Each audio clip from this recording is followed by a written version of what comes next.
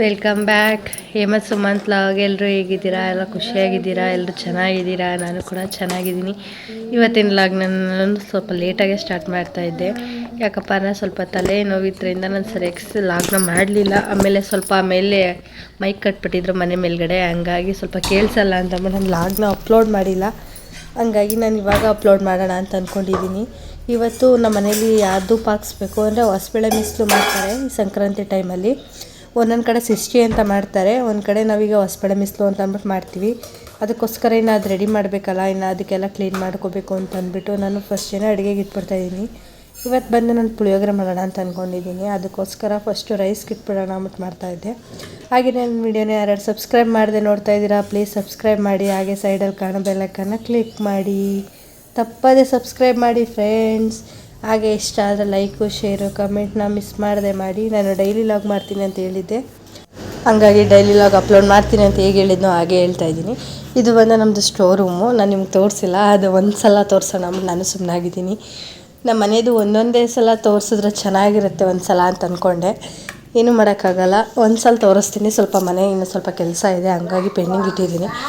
ಹಾಗಾಗಿ ಸ್ವಲ್ಪ ಇವತ್ತು ತುಂಬ ಕೆಲಸದ ಮಧ್ಯೆನೂ ಲಾಗ್ ಮಾಡಬೇಕು, ಏನೂ ಮಾಡೋಕ್ಕಾಗಲ್ಲ. ಹಾಗಾಗಿ ಈಗ ಫ್ರಿಜ್ಜಲ್ಲಿ ಸ್ವಲ್ಪ ಕಾಳೆಲ್ಲ ಬಿಡಿಸಿಟ್ಟೆ. ಯಾಕಪ್ಪ ಅಂತಂದರೆ ಬೇಕಲ್ಲ ಮಧ್ಯಾಹ್ನ ಸಾಂಬಾರಿಗೆ ಅಂತ ಅಂದ್ಬಿಟ್ಟು. ಹಾಗೆ ಹುಣಸೆ ರಸ ಮಾಡಬೇಕಿತ್ತಲ್ಲ ಪುಳಿಯೋಗರೆಗೆ ಅಂದ್ಬಿಟ್ಟು ಹುಣಸೆ ಹಣ್ಣು ತೊಗೊಳ್ಳೋಣ ಅಂದ್ಬಿಟ್ಟು ಬಂದೆ. ನಾನು ಫ್ರಿಜ್ಜಲ್ಲಿ ಇಟ್ಟಿದ್ದೀನಿ. ಯಾಕಪ್ಪ ಅಂದರೆ ಫ್ರಿಜ್ಜಲ್ಲಿ ಇಟ್ಟರೆ ಅದು ಬ್ಲ್ಯಾಕ್ ಬರಲ್ಲ ಹುಣಸೆ ಹಣ್ಣು ಅಂತ ಅಂದ್ಬಿಟ್ಟು ಫ್ರಿಜ್ಗೆ ಇಟ್ಕೊಂಡಿದ್ದೀನಿ ನಾನು. ನೀವು ಕೂಡ ಅದೇ ರೀತಿ ಮಾಡ್ಕೊಳ್ಳಿ. ಈಚೆ ಬಂದು ನೋಡಿದ್ರೆ ನನ್ನ ಮಗ ತುಂಬ ಕಾಟ ಕೊಡ್ತಾ ಇದ್ದಾನೆ ನಮ್ಮ ಆರಮ್ಮಂಗೆ. ಅವರಜ್ಜಿ ಬೈತಾ ಇದ್ದಾರೆ, ಮನೆ ಕ್ಲೀನ್ ಮಾಡೋಕ್ಕೆ ಬಿಡ್ತಾ ಇಲ್ಲ ಅಂತ ಅಂದ್ಕೊಂಡು. ಅವ್ರು ಕಸ ಗುಡಿಸ್ತಾ ಇದ್ರೆ ಇವನೇ ಎತ್ತಾಕ್ತಾ ಇದ್ದಾನೆ ಎಲ್ಲನೂ. ಹಾಗಾಗಿ ಅಮ್ಮ ಬೇಡ ಕರ್ಕೊಂಡೋಗಿ ಒಳಗಡೆ ಅಂತ ಅಂದ್ಬಿಟ್ಟು ಕಳಿಸ್ತಾ ಇದ್ದಾರೆ. ನಾನೇನು ಹುಣಸೆ ರಸ ರೆಡಿ ಮಾಡಿಬಿಟ್ಟು ಗ್ಯಾಸ್ ಮೇಲೆ ಇಟ್ಬಿಟ್ಟು ಹೋದೆ ಅನ್ನನೂ ಅದೆರಡೂ. ಯಾಕಂದರೆ ಅದು ಸ್ವಲ್ಪ ಬೇಯ್ತಾ ಇದ್ದರೆ ಚೆನ್ನಾಗಿರುತ್ತೆ, ಒಂದು ಒಗ್ಗರಣೆ ಹಾಕಕ್ಕೆ ಸರಿ ಹೋಗುತ್ತೆ ಅಂದ್ಬಿಟ್ಟು.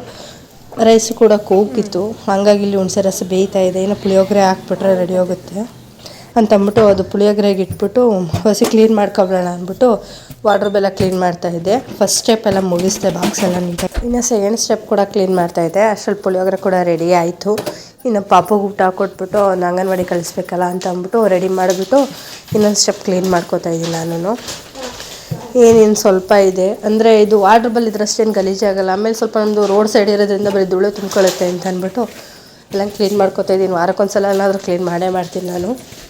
ಯಾಕಂದರೆ ತುಂಬ ಧೂಳು ಇರುತ್ತಲ್ಲ, ಮಕ್ಳಿಗೂ ಡಸ್ಟ್ ಅಲರ್ಜಿ ಆಗುತ್ತೆ ಅಂತ ಅಂದ್ಕೊಂಡು. ಅದು ಒಣಮೆಣ್ಸಿಗೆ ಖಾಲಿಯಾಗಿತ್ತು, ಹಂಗಾಗಿ ಅದು ಸ್ವಲ್ಪ ಎಲ್ಲ ಚೇಂಜ್ ಮಾಡಿದೆ ಬಾಕ್ಸ್ಗೆ. ಇನ್ನೊಂದು ಬಾಕ್ಸಲ್ಲಿ ತುಂಬ ಇತ್ತಲ್ಲ, ಅದಕ್ಕೆ ಹಾಕ್ಬಿಟ್ಟು ಎಲ್ಲ ಕ್ಲೀನ್ ಮಾಡಿ ಒರೆಸಿಟ್ಕೋತಾ ಇದ್ದೀನಿ ನಾನು. ನಮ್ಮ ವಾರ್ಡ್ರೋಬ್ ನೋಡ್ಕೊಳ್ಳಿ ಇದೇ ಥರ. ಇನ್ನೂ ಸ್ವಲ್ಪ ಏನು ಚೇಂಜಸ್ ಮಾಡಬೇಕಾಗಿದೆ, ಏನೂ ಮಾಡೋಕ್ಕಾಗಲ್ಲ. ಈಗ ಅರ್ಜೆಂಟಲ್ಲಿ ನಾನು ಮದುವೆಯಲ್ಲಿ ಅರ್ಜೆಂಟಲ್ಲಿ ಮಾಡಿಸಿರೋದು ಇದೆಲ್ಲ, ಹಂಗಾಗಿ ಮತ್ತೆ ಚೇಂಜ್ ಮಾಡಿಸ್ಬೇಕು ಅಂದ್ಬಿಟ್ಟು ನಾನು ಸುಮ್ಮನಿದ್ದೀನಿ. ಇನ್ನೊಂದು 2 ಇಯರ್ಸ್ ಬಿಟ್ಕೊಂಡು ಎಲ್ಲ ಚೇಂಜ್ ಮಾಡಿಸೋಣ ಅಂತ ಅಂದ್ಕೊಂಡಿದ್ದೀನಿ. ಹಂಗಾಗಿ ಸುಮಂತ್ ಅವರು ಆಯಿತು ಮಾಡಿಸೋಣ ಅಂತ ಅಂತಿದ್ರು. ಇನ್ನು ಈ ಕಡೆ ವಾರ್ಡ್ರೋಬ್ ಕೂಡ ಮುಗೀತು. ಇನ್ನು ಕೆಳಗಡೆ ಸ್ಟೆಪ್ಪಲ್ಲೆಲ್ಲ ಪಾತ್ರೆ ಇರೋದ್ರಿಂದ ಅದೇನು ಕ್ಲೀನ್ ಮಾಡೋಂಗಿಲ್ಲ, ಅದು ಮುಗಿತೀನಿ. ಪಕ್ಕದ ಇನ್ನೊಂದು ವಾರ್ಡ್ರೋಬ್ ಪಾತ್ರೆ ಎಲ್ಲ ಅಂತ ಬಾಕಿದ್ನಲ್ಲ ಅದೆಲ್ಲ ನೀಟಾಗಿ ಕ್ಲೀನ್ ಮಾಡ್ಕೊಬಿಡೋಣ ಅಂದ್ಬಿಟ್ಟು ಕ್ಲೀನ್ ಮಾಡ್ತಾಯಿದ್ದೆ ನಾನು. ಅಂದರೆ ಸ್ವಲ್ಪ ನೀಟಾಗಿ ಕ್ಲೀನ್ ಮಾಡ್ಕೊಬಿಟ್ರೆ ನನಗೂ ಈಸಿ ಆಗುತ್ತೆ. ಯಾಕಂದರೆ ಈಗ ಆತೆ ಹುಳ ಜಾಸ್ತಿ ಆಗಿಬಿಟ್ಟಿದೆ ಎಲ್ಲ ಟೈಮಲ್ಲಿ, ಚಳಿ ಎಲ್ಲ ಈಗ ಅಂತ ಅಂದ್ಬಿಟ್ಟು. ಹಾಗಾಗಿ ನೀಟಾಗಿ ಕ್ಲೀನ್ ಮಾಡ್ಕೊಳ್ಳಿ. ಹಾಗೆಯೇ ಸೈಡಲ್ಲಿ ಸ್ವಲ್ಪ ಲಕ್ಷ್ಮಣ ರೇಖೆ ಬರೀರಿ. ಆದರೆ ಕಬೋರ್ಡಿಂದ ಆಚೆ ತೊಗೋಬೇಕಾದ್ರೆ ಸ್ವಲ್ಪ ಯೂಸ್ ಮಾಡಬೇಕಾದ್ರೆ ತೊಳೆದ್ಬಿಟ್ಟು ಯೂಸ್ ಮಾಡಿ ಅಂತ ಹೇಳ್ತೀನಿ ನಾನು. ಯಾಕಪ್ಪ ಅಂತಂದರೆ ಲಕ್ಷ್ಮಣ ರೇಖೆ ಬರ್ತಿರ್ತೀವಲ್ವ, ಅದು ಇನ್ಫೆಕ್ಷನ್ನೇ. ಅಕಸ್ಮಾತ್ ಜಿರಳೆ ಮುಟ್ಟಿದ್ರೂ ಇನ್ಫೆಕ್ಷನ್ನೇ ಆಗುತ್ತೆ. ಸ್ವಲ್ಪ ಹುಷಾರಾಗಿ ಮಾಡಿ ಅಂತ ಹೇಳ್ತೀವಿ, ಚಳಿ ಅಲ್ವ ಈಗ. ಹಂಗಾಗಿ ಸ್ವಲ್ಪ ಎಲ್ಲ ನೋಡ್ಕೊಂಡು ಯೂಸ್ ಮಾಡಿ ಮನೇಲಿರೋ ಹೆಣ್ಮಕ್ಳು. ಆಮೇಲೆ ಈಗ ಯೂಟ್ಯೂಬು ಇನ್ಸ್ಟಾಗ್ರಾಮಲ್ಲಿ ನೋಡ್ತಿದ್ದೆ ತುಂಬ ಚಳಿಗಾಲಕ್ಕೆ ಹಾವಿನ ಮರಿ ಬರ್ತಿದೆ ಅಂತ ಹಂಗೆ ನೋಡೋರು ಇರೋರು ಫಸ್ಟು ರೋಡ್ ಸೈಡ್ ಮನೆ, ಗದ್ದೆ ಬೈಲೊಂದು ಮನೆ ಇರೋರೆಲ್ಲ ಹುಷಾರಾಗಿ ನೋಡ್ಕೊಳ್ಳಿ, ನೋಡ್ಕೊಂಡು ಮಾಡಿ ಕೆಲಸನ. ಯಾಕಪ್ಪ ಅಂದರೆ ಯಾವ ಟೈಮಲ್ಲಿ ಬರುತ್ತೆ ಅಂತ ಹೇಳೋಕ್ಕಾಗಲ್ಲ ಅದೆಲ್ಲನೂ. ಹಂಗಾಗಿ ನೋಡ್ಕೊಂಡು ಮಾಡಿ. ನಾನು ಕೂಡ ವಾರ್ಡ್ರೋಬ್ ಕ್ಲೀನ್ ಆಯಿತು. ಇನ್ನು ಸ್ವಲ್ಪ ಮೇಲ್ಗಡೆ ಕ್ಲೀನ್ ಮಾಡ್ಕೊಂಡ್ರೆ ಸರಿ ಅಂತಂದ್ಬಿಟ್ಟು ಕ್ಲೀನ್ ಮಾಡ್ಕೊತಾ ಇದ್ದೆ. ನಾವಿದು ಹೊಸಬೇಳೆ ಮೀಸಲು ಟೈಮಲ್ಲೇ ಹೊಸ್ದಾಗಿ ರಾಗಿ ಬಿಡಿಸೋದು, ಅಕ್ಕಿ ಬಿಡಿಸೋದು, ಆ ಬಾಕ್ಸ್ ತುಂಬಬೇಕು ಅಂತೆಲ್ಲ ಖಾಲಿ ಮಾಡ್ಕೊಂಡಿರ್ತೀವಲ್ವ, ಹಂಗಾಗಿ ನಾನು ಖಾಲಿ ಬಾಕ್ಸ್ನ ತೋರಿಸ್ದೆ. ಹಂಗಾಗಿ ಎಲ್ಲ ಕ್ಲೀನ್ ಮಾಡ್ಕೊಂಡು ಈಗ ತುಂಬ್ಕೋಬೇಕು ಈಗೆಲ್ಲನೂ. ಸುಗ್ಗಿ ಟೈಮ್ಗೆ ಹೊತ್ಕು ಫುಲ್ ತುಂಬ್ದಂಗೆ ಇರಬೇಕು ಅಂತ ಅಂದ್ಬಿಟ್ಟು ಎಲ್ಲನೂ ತುಂಬ್ತೀವಿ ನಾವೀಗ. ಇನ್ನು ವಾರ್ಡ್ರೋಬ್ ಕ್ಲೀನಿಂಗು ಆಯಿತು. ಇನ್ನು ಸ್ವಲ್ಪ ಗ್ಯಾಸಿಂದ ಸ್ವಲ್ಪ ಕ್ಲೀನ್ ಮಾಡಿರಲಿಲ್ಲ ನಾನು, ಅದು ಸ್ವಲ್ಪ ಕ್ಲೀನ್ ಮಾಡಬೇಕಿತ್ತು. ಗ್ಯಾಸ್ಗೆ ಅದಕ್ಕೆ ಒರೆಸೋಕ್ಕೆ ಅಂತ ಅಂದ್ಬಿಟ್ಟಿಟ್ಟೆ. ಒರೆಸೋಕ್ಕೆ ಅಂತ ಇಟ್ಬಿಟ್ಟು ಹಿಂದೆ ಎಲ್ಲ ಮಜ್ಜಕ್ಕೆಲ್ಲನೂ ಕ್ಲೀನ್ ಮಾಡ್ಕೋಬೇಕಿತ್ತಲ್ಲ ಅಂತಂದ್ಬಿಟ್ಟು ಎಲ್ಲನೂ ಕ್ಲೀನ್ ಮಾಡ್ತಾಯಿದ್ದೀನಿ ನಾನು. ಅಡುಗೆ ಮನೇಲಿ ಟೈಲ್ಸ್ ಹಾಕ್ಸಿರೋರು ಗೊತ್ತು ಹೆಣ್ಮಕ್ಳಿಗೆ, ಅಡುಗೆ ಮನೆಯನ್ನು ಸುಮ್ಮನೆ ಹೆಸ್ರಿಗಷ್ಟೇ ಅಲ್ಲಿ ತುಂಬ ಕೆಲಸ ಅಂತ ಅವ್ರಿಗೆ ಗೊತ್ತು. ಅದೆಲ್ಲ ಮುಗಿಸ್ಕೊಂಡು ಮನೆಯೆಲ್ಲ ಕ್ಲೀನ್ ಮಾಡ್ಕೊಂಡು ಸ್ನಾನ ಮಾಡ್ಕೊಂಡು ಬಂದೆ ನಾನು. ಅಂದರೆ ಈಗ ಹೊಸ್ಕಡೆ ಮಿಸ್ಲು ಮಾಡೋಕ್ಕೆ ಇವ್ರು ಬರ್ತಾರಲ್ಲ ದಾಸಪ್ಪ ಅಂತ ಅಂದ್ಬಿಟ್ಟು ಅಷ್ಟರಲ್ಲಿ ದೇವ್ರ ಮೇಲೆ ಕ್ಲೀನ್ ಮಾಡಿಬಿಡೋಣ. ಆಮೇಲೆ ಸಿನಿಮಾ ಬೇರೆ ಹಾಸ್ಪಿಟಲ್ಗೆ ಕರ್ಕೋಗ್ಬೇಕಿತ್ತಲ್ಲ ಇವತ್ತು, ಹಂಗಾಗಿ ಏನಕ್ಕಪ್ಪ ಹಾಸ್ಪಿಟಲ್ಗೆ ಅಂತ ಕೇಳ್ಬೋದು ನೀವು.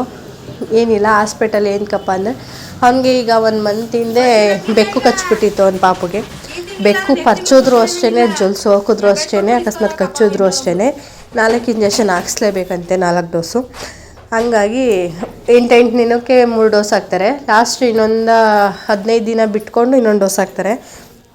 ಹಂಗಾಗಿ ಮಕ್ಕಳು ಮನೆಯಲ್ಲಿ ಇರ್ತಾರಲ್ಲ, ಆ ಮನೆಯಲ್ಲಿ ಸಾಕು ಪ್ರಾಣಿ ಇದ್ದರೆ ಹುಷಾರಾಗಿ ನೋಡ್ಕೊಳ್ಳಿ ಮಕ್ಕಳನ್ನ.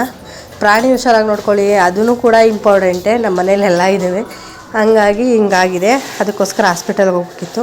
ಇನ್ನು ಕಳಸ ಪೂಜ್ಬಿಟ್ಟು ಒಟ್ಟಿಗೆ ಹೋಗೋಣ ಅಂತ ಅಂದ್ಬಿಟ್ಟು ನಾನು ರೆಡಿ ಮಾಡಿದೆ. ದೇವ್ರ ಮೇಲೆ ದೀಪ ಹಚ್ಬಿಟ್ರೆ ಈಸಿ ಆಗುತ್ತೆ. ಬಂದು ಹಾಸ್ಪಿಟ್ಲಿಂದ ಬಂದ ತಕ್ಷಣ ಮತ್ತೆ ಸ್ನಾನ ಮಾಡ್ಕೊಂಡು ಮಾಡೋಕ್ಕೆ ಸರಿ ಹೋಗುತ್ತೆ ಅಂದ್ಬಿಟ್ಟು ಅದಕ್ಕೆ ಅಮ್ಮ ಫಸ್ಟು ಎಲ್ಲ ಪೂಜೆ ಮಾಡಿಬಿಟ್ಟು ಹೋಗು ಅಂತಂದರು. ಹಂಗಾಗಿ ನಾನು ಕಳಸ ಪೂಜ್ತಾಯಿದ್ದೀನಿ. ನಮ್ಮನೇಲಿ ಕಳಸ ಇದ್ದಂಗೆ ಇರಬೇಕು ನನಗೆ. ನಮ್ಮಮ್ಮ ಕಳಸ ಪೂಜಲ್ಲ, ನಾನು ಬಂದಮೇಲೆ ಪೂಜ್ತಾ ಇರೋದು. ಅಂದರೆ ಪಾಪುಗೆ ಹರಕೆ ಇತ್ತು, ಹರಕೆ ಆದಮೇಲೆ ನಾನು ಕಳಸ ಪೂಜ್ತಾ ಇರೋದು. ನಿಮ್ಮ ಮನೇಲಿ ಕಳಸ ಪೂಜಬೇಡಿ ಅಂತ ಯಾರು ಹೇಳ್ತಾರೆ? ನಿಮ್ಮ ಮನೇಲಿ ಇದೇ ರೀತಿ ಇದ್ದರೆ ಕಮೆಂಟ್ ಬಾಕ್ಸಲ್ಲಿ ತಿಳಿಸಿ. ಹಂಗಾಗಿ ನಾನು ಕಳಸ ಪೂಜ್ಬಿಡೋಣ ಅಂದ್ಬಿಟ್ಟು ಪೂಜ್ತಾ ಇದ್ದೆ. ನಾನು ಪೂಜ್ಬಿಟ್ಟು ಹೋದರೆ ಬೇಗ ಈಸಿ ಆಗುತ್ತೆ ಬರೋಷ್ಟರಲ್ಲಿ ಅಂತ ಅಂದ್ಕೊಂಡು. ಹಂಗೂ ಇವಾಗ ಸ್ವಲ್ಪ ಲೇಟ್ ಆಯಿತು. ಸುಮಂತ್ ಅವರು ದಾಸಪ್ಪನ ಕರ್ಕೊಬರಕ್ಕೆ ಹೋದವ್ರು ಬರಲೇ ಇಲ್ಲ. ಏನೂ ಮಾಡೋಕ್ಕಾಗಲ್ಲ ಅಂತ ಅಂದ್ಕೊಂಡು ನಾನು ಬೈಕೊಂಡು ದೇವ್ರ ಮನೆ ಕ್ಲೀನ್ ಮಾಡ್ತಾಯಿದ್ದೆ. ಯಾಕೆಂದರೆ ಟೈಮ್ ಆಗಿಬಿಟ್ಟಿದೆ. ಆಗಲೇ 12:45. ಇನ್ನೂ ಊಟ ಕೂಡ ತಿಂದಿರಲಿಲ್ಲ ಅಂತ ಅಂದ್ಬಿಟ್ಟು ಅಪ್ಪ ಅಮ್ಮ ಇಬ್ಬರು ಬೈತಾಯಿದ್ರು. ಊಟ ತಿಂದೆ ಹಂಗೆ ಮಾಡ್ತಾಳೆ ದೇವ್ರ ಅಂತ ಅಂದ್ಕೊಂಡು. ಏನೂ ಮಾಡೋಕ್ಕಾಗಲ್ಲ, ಬೈಸ್ಕೊಂಡೆ ಕೂಡ ಪೂಜೆ ಮುಗಿಸ್ತಾಯಿದ್ದೀನಿ ನಾನು. ಹಾಗಾಗಿ ಮಕ್ಕಳನ್ನ ಹುಷಾರಾಗಿ ನೋಡ್ಕೊಳ್ಳಿ. ಆಮೇಲೆ ಈ ಚಳಿ ಟೈಮ್ಗೆ ಹೊತ್ಕೊಂಡು ಜರ್ಕಿನ್ ಹಾಕಿ ಮಕ್ಕಳಿಗೆ ಸ್ವಲ್ಪ ಬೆಚ್ಚಗಿರೋಂಗೆ ನೋಡ್ಕೊಳ್ಳಿ. ಯಾಕಪ್ಪ ಅಂದರೆ ಮಕ್ಳುಗಳಿಗೂ ಹಾರ್ಟ್ ಅಟ್ಯಾಕ್ ಆಗ್ತಿದೆಯಂತೆ, ಹುಷಾರಾಗಿ ನೋಡ್ಕೊಳ್ಳಿ. ಇಷ್ಟು ಹೇಳ್ಬಲ್ಲೆ ನಾನು. ಇನ್ನು ಪೂಜೆ ಎಲ್ಲ ಮುಗಿಸ್ಕೊಂಡು ನಾನು ಹೊರಡ್ತೀನಿ ಹಾಸ್ಪಿಟಲ್ಗೆ. ಹಾಸ್ಪಿಟ್ಲಲ್ಲಿ ಎಷ್ಟು ರಶ್ ಆಗಿದೆಯೋ ಅಂತ ಅಂದ್ಬಿಟ್ಟು ಆಗಲೇ ನನ್ನ ಗಂಡ ಬೈತಾ ಇದ್ದಾನೆ. ಯಾಕಪ್ಪ ಅಂದರೆ ಗೌರ್ಮೆಂಟ್ ಹಾಸ್ಪಿಟಲಲ್ಲ ಇಂಜೆಕ್ಷನ್ ತೊಗೊಳೋದು ಪಾಪುಗೆ.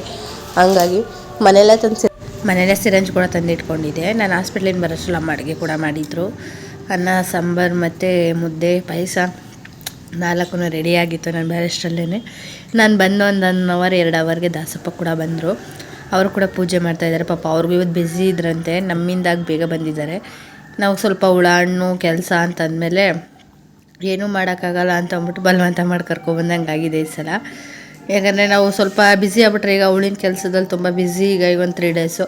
ಹಂಗಾಗಿ ಏನೂ ಮಾಡೋಕ್ಕಾಗಲ್ಲ, ಫಸ್ಟೇ ಮಾಡಿಬಿಡ್ಬೇಕು ನಾವು ಅಂತ ಅಂದ್ಬಿಟ್ಟು ಮಾಡ್ತಾಯಿದ್ವಿ. ಅಷ್ಟಲ್ಲಿ ಕೂಡ ನಮ್ಮ ಮಕ್ಕಳು ಕೂಡ ಇನ್ನೂ ತರಲೆ ಆಗಿಬಿಟ್ಟಿದ್ರಲ್ಲ. ಮಧ್ಯೆ ಅವ್ರ ಪಪ್ಪಚ್ಚೆ ಮಾಡ್ತಾ ಇರೋನು ಬೆಣ್ತಾರೆ, ಎತ್ಕೊಂಡು ಹೋಗೋದು, ಇಲ್ಲಾಂದರೆ ಏನಾರು ತೊಗೊಂಡೋಗಿ ಎಸ್ಬಿಡೋದು. ಅವ್ರದ್ದು ದೇವ್ರದ್ದು ಏನೂ ಮುಟ್ಟಂಗಿಲ್ಲ, ಇವ್ನು ಮುಟ್ಟೋದು ಎಲ್ಲನೂ ಮಾಡ್ತಾರೆ ಇವರು. ಇವ್ರನ್ನ ತಡೆಯೋದೇ ಆಗೈತೆ ಪಾಪ ಅವರಿಗೆ. ಅವ್ರು ಹಂಗೂ ಮಾತಾಡ್ಕೊಂಡು ರೇಗ್ಬಿಟ್ರು. ಹಂಗೂ ರೇಗಿದ ತಕ್ಷಣ ಸುಮ್ಮನೆ ಆದರು ನನ್ನ ಮಕ್ಕಳು. ಇಲ್ಲಾಂದರೆ ಅವ್ರನ್ನ ಮೇಂಟೈನ್ ಮಾಡೋಕ್ಕಾಗ್ತಿರ್ಲಿಲ್ಲ ಪಪ್ಪಚ್ಚೆ ಅವರು.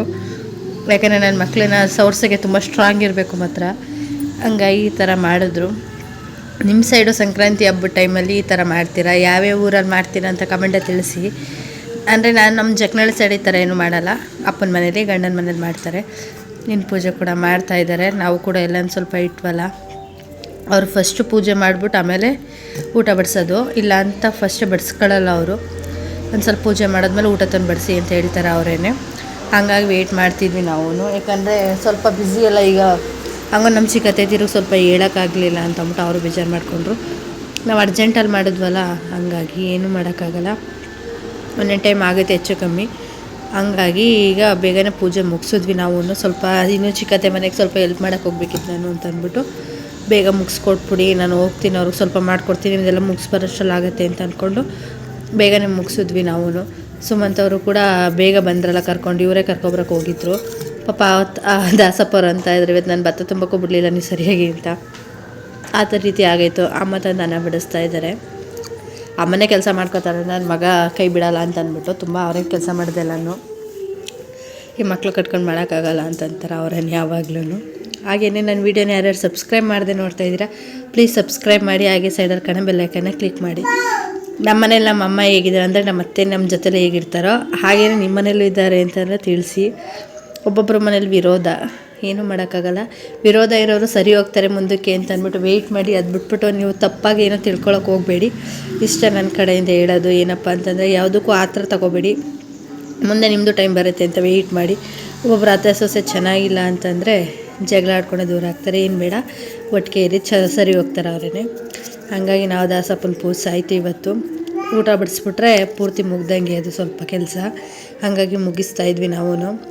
ಅಮ್ಮ ತಿರ್ಗಾಡ್ಕೊಂಡು ಮಾಡ್ತಾಯಿದ್ದೆ. ಇವನು ಪಾಪು ಹೋಗಿ ಎಳಿತಾ ಇದ್ದಾನೆ ಎಲ್ಲನೂ ಅಂತ ಅಂದ್ಬಿಟ್ಟು, ಏನು ಮಾಡೋಕ್ಕಾಗಲ್ಲ, ಮಕ್ಳು ಕಟ್ಕೊಂಡು ಮಾಡೋಕ್ಕಾಗಲ್ಲ ಕೆಲಸನ ಅಂತ ಅಂದ್ಬಿಟ್ಟು ಅಮ್ಮ ಪೂಜೆ ಮುಗಿಸಿದ್ರು. ಇನ್ನು ಏನಪ್ಪ ಸಮಾಚಾರ ಅಂದರೆ, ನಾಳೆ ವೈಕುಂಠ ಏಕಾದಶಿ ಇರೋದ್ರಿಂದ ಮತ್ತೆ ಕ್ಲೀನ್ ಮಾಡಬೇಕು ನೈಟ್ ಮಲ್ಕೋಬೇಕಾದ್ರೆ. ಹಾಗಾಗಿ ತುಂಬಾ ಕೆಲಸ ಇದೆ ನನಗೂ. ಹಂಗಾಗಿ ಇನ್ನೇನು ಮಾಡೋಕ್ಕಾಗಲ್ಲ. ನಾನು ಲಾಗ್ನ ಕೂಡ ಮುಗಿಸ್ತೀನಿ. ನೆಕ್ಸ್ಟ್ ಲಾಗಲ್ಲಿ ಭೇಟಿ ಮಾಡೋಣ. ಹಾಗಾಗಿ ಫಸ್ಟ್ ಸ್ವಲ್ಪ ಸಬ್ಸ್ಕ್ರೈಬ್ ಕಮ್ಮಿ ಆಯ್ತೈತೆ ಈಗ ಹೊಸ್ದಾಗಿ ಸ್ಟಾರ್ಟ್ ಮಾಡೋದ್ರಿಂದ. ಪ್ಲೀಸ್ ಸಬ್ಸ್ಕ್ರೈಬ್ ಮಾಡಿ ಫ್ರೆಂಡ್ಸ್. ದಿನ ನೋಡ್ತೀರಾ ಒಬ್ಬೊಬ್ಬರಾಗಿ, ಆದರೆ ಯಾರೂ ಸಬ್ಸ್ಕ್ರೈಬೇ ಮಾಡಲ್ಲ. ತುಂಬ ಬೇಜಾರಾಗುತ್ತೆ ನನಗೂ ನೋಡಿದ್ರೆ. ಸಬ್ಸ್ಕ್ರೈಬ್ ಮಾಡಿಬಿಟ್ಟು ನೋಡಿ, ನನಗೂ ಖುಷಿಯಾಗುತ್ತೆ.